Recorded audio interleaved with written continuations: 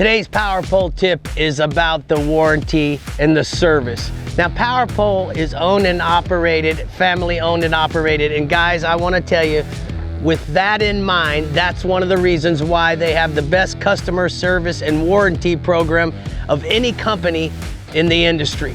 They want to make sure that your Power Pole experience every single day is flawless.